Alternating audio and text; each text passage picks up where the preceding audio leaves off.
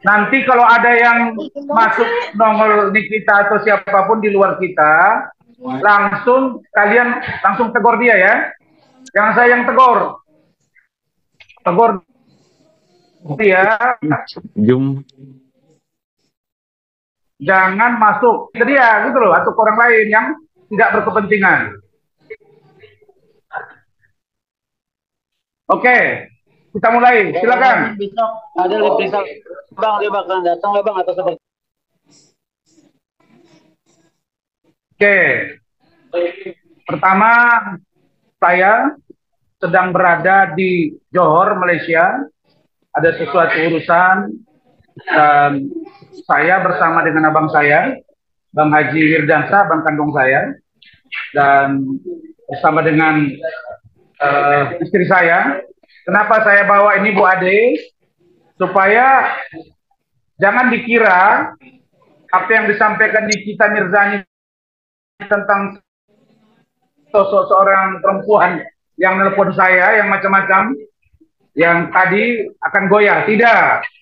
Dan kita udah biasa gitu-gitu dibuat. Begitu juga dengan Ibu Eni di Medan, saya dari Medan tadi, Bu Ade dari Jakarta, dan bersama dengan ajudan saya. Jadi terkait dengan Fadel Al-Fajar Bajide, memang sudah ada surat undangan klarifikasi. Jadi jangan ditafsirkan sebagai sebuah surat panggilan. Dia sudah ada tahapannya. Ada undangan klarifikasi yang disampaikan oleh Polres Metro Jakarta Selatan kepada klien kami, Saudara Fadel Al-Fajar Bajide, yang diminta untuk hadir pada hari Jumat, berarti besok ya, pada hari Jumat, tanggal 27/2024 pukul 14 WIB. Tetapi oleh karena dua hal. Pertama, Saudara Fadel Al-Fajar Bajide lagi kurang sehat. Kita udah koordinasi mulai kemarin sore, dan menyebabkan dia belum bisa memenuhi undangan dimaksud.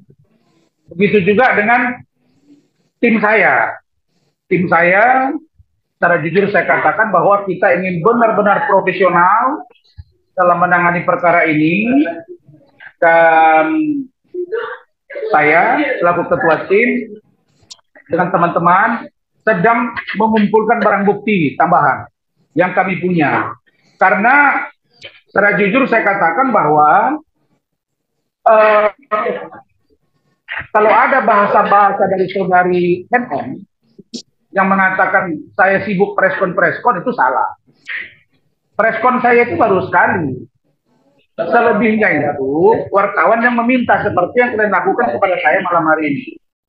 Dari luar negeri ini pun saya layani.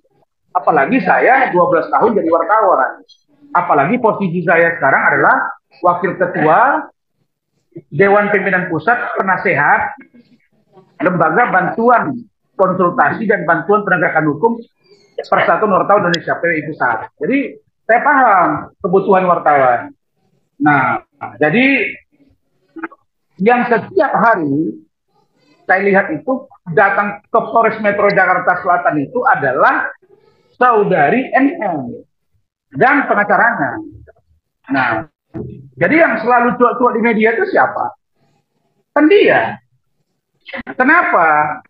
Jadi kenapa dia begitu? Karena kami meyakini bisa jadi barang bukti yang dia sajikan, kemudian ada dikatakan saksi-saksi yang luar biasa, ya sangat tahu ini itu kan katanya. Semuanya ada teori pembuktian. Memang kita paham keterangan saksi, tapi ingat alat bukti itu ada 5. Pertama sekali saksi, ahli, surat, kemudian petunjuk, kemudian keterangan terdakwa. Nah, untuk memastikan keterangan saksi ini harus dilihat kualifikasi saksi ini. Kualifikasi saksi harus benar-benar dia komprehensif, memahami apa sesungguhnya yang terjadi terhadap diri seorang Laura Mezani Mawardi alias Loli Fadel Al-Fajar Bajide. Jadi merujuk dari pemahaman saksi dimaksud, maka kami day to day itu pantau. Maka setelah kami bermusyawarah tadi malam, bahkan tadi jam 4 sore, tim saya masih bekerja di Jakarta untuk mengumpulkan dokumen yang kami punya. Nah, karena itu kami mempersiapkan diri untuk nanti mendampingi klien kami, Saudara Fadel, sesuai dengan surat kami yang sudah disampaikan oleh tim saya tadi, Saudara Rahmat, dan bertemu dengan Ibu Nurma, selaku Kasimat Polres Metro Jakarta Selatan, kami minta tunda kepada hari Jumat depan, tanggal 4 Oktober 2024, pukul 14 WIB. Insya Allah pada hari itu Saudara Fadel akan hadir dan kami dampingi sebagai kuasa hukum dari Fadel. Begitu.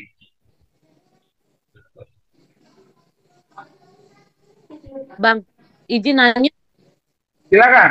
Berarti ya. Fadel dari kemarin belum menerima surat panggilan atau abang belum menyampaikan secara langsung? Kalau sekarang sudah menyampaikan, gimana reaksi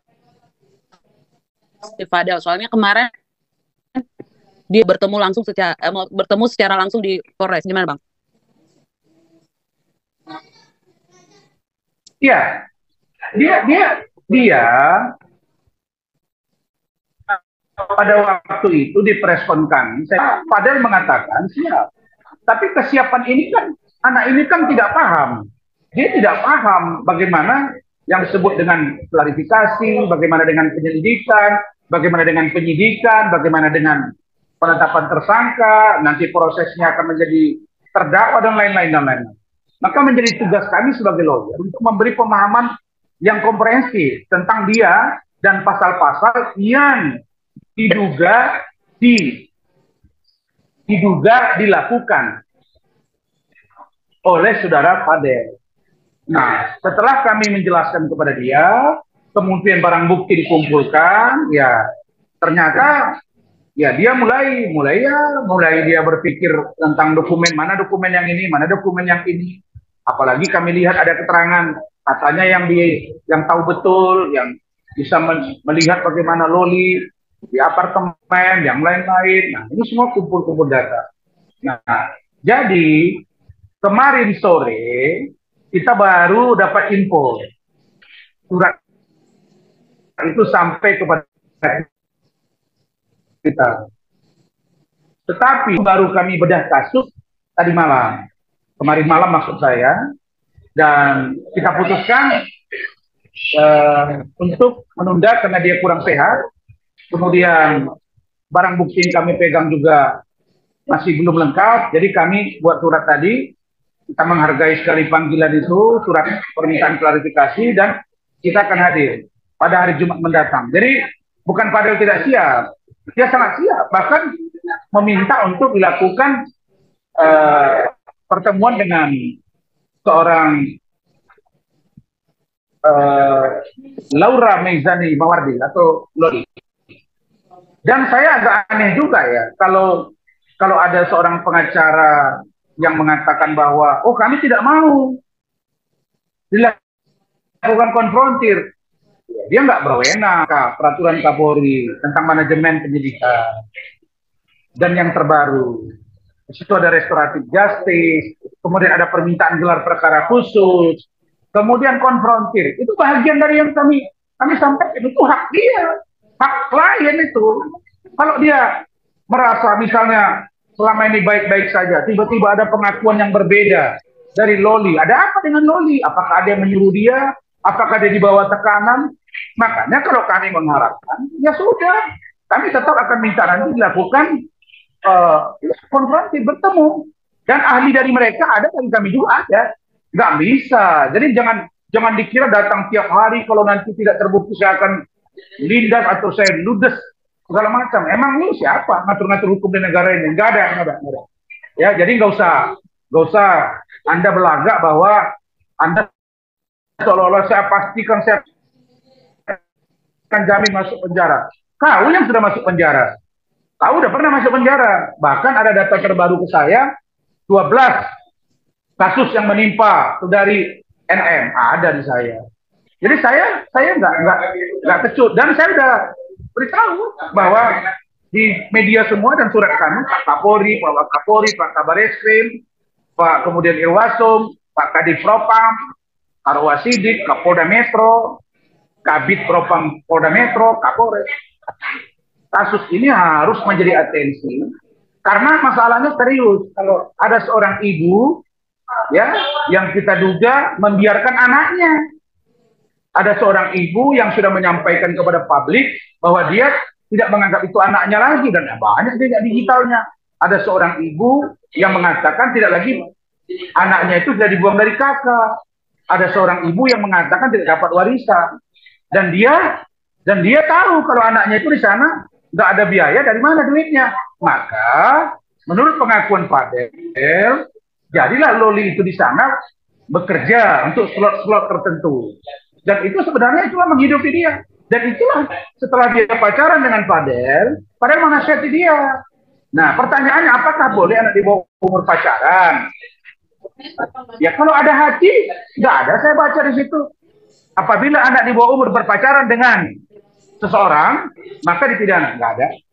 Yang saya baca, kalau dilakukan satu, ya, melakukan kekerasan seksual. Nah, kalau aborsi, nggak usah anak di bawah, sudah 11 anaknya, kalau diaborsi karena melakukan kejahatan tanpa prosedur, tanpa izin dokter, ya kena. Nah, jadi seperti itu. Jadi kami itu menjadi sangat hati-hati mengumpuli bukti. Dan saya katakan bahwa ini kasus jangan coba-coba dipaksakan gitu. Saya ada di sini, bos. Saya ada di sini, dan saya bahagian dari orang yang memperhatikan dan mendukung agar Polri benar-benar presisi. Presisi itu prediktif. Prediksinya masih jelas di kasus ini, analisanya. Responsibility. Apa itu? Bertanggung jawab. Transparansi. Terang, jelas. Dan berkeadilan. Adil. Bagi orang yang sedang mengalami kasus itu. Apakah terlapor, apakah pelapor, apakah korban. Ya, apalagi CNN itu udah saya kumpulin 4 sudah.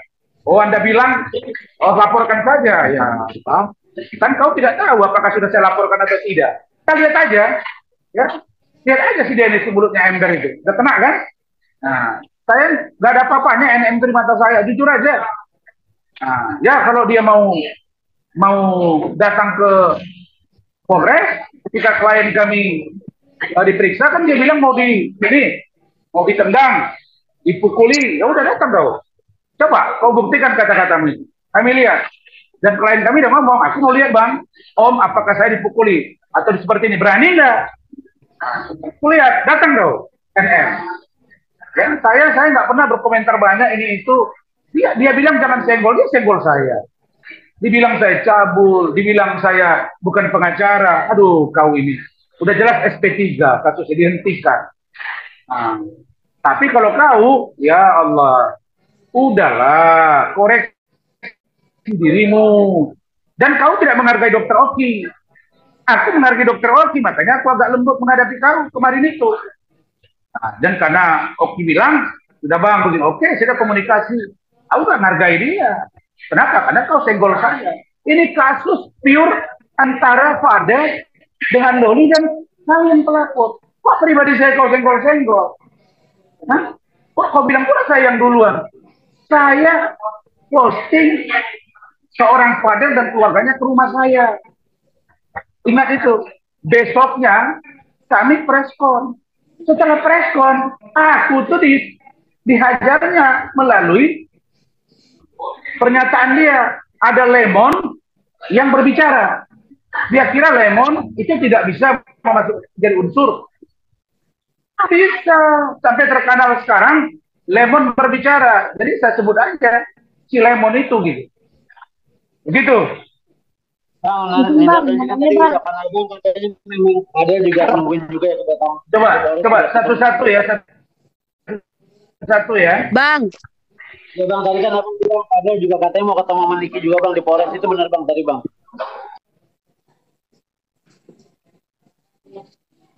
Kenapa? Katanya Fadel juga nungguin kedatangan Niki di Polres gitu. Itu benar bang, emang Fadel bilang itu banget seperti apa bang?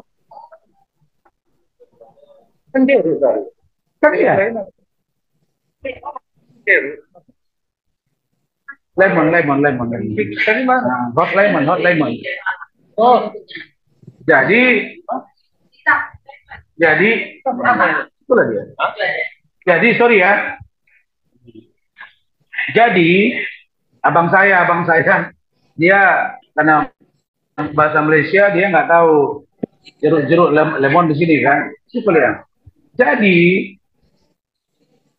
saya kan menyampaikan bahwa NM itu mengatakan kalau dia bertemu dengan Fadel, dia akan tendang seperti menendang kursi, nggak boleh dikasih bangkit, kemudian dihajar lagi pakai apa itu yang putih itu, ya dan